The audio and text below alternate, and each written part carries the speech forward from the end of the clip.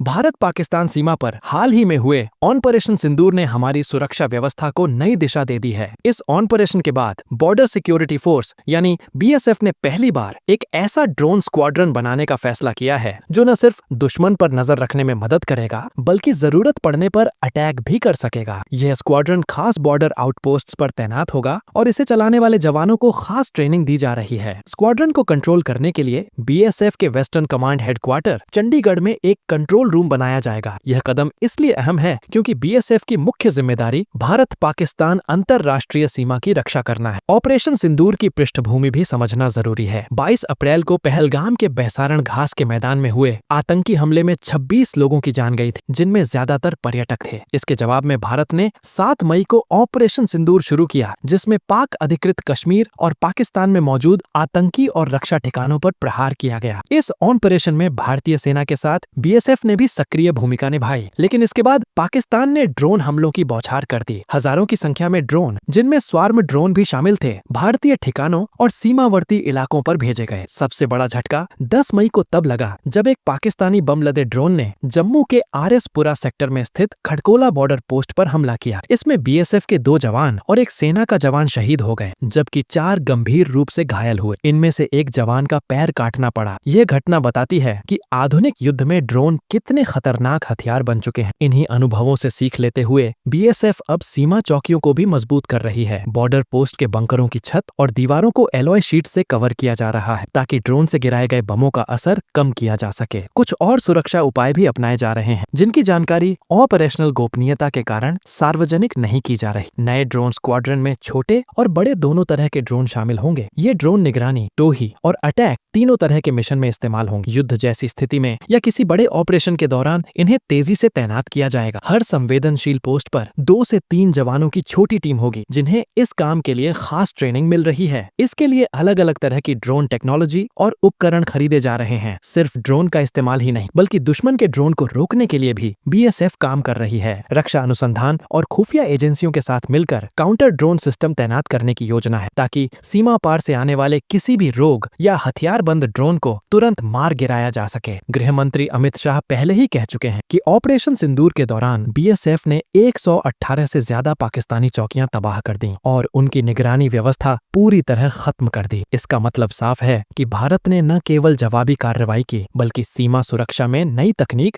और रणनीति को अपनाने की दिशा में बड़ा कदम उठाया है। भविष्य में यह ड्रोन स्क्वाड्रन न सिर्फ पाकिस्तान सीमा पर बल्कि अन्य संवेदनशील सीमाओं पर भी तैनात किए जा सकते हैं। यह कदम भारत की सीमा सुरक्षा को 21वीं सदी के युद्ध के नए स्वरूप के मुताबिक तैयार करने की दिशा में मील का पत्थर साबित हो सकता है।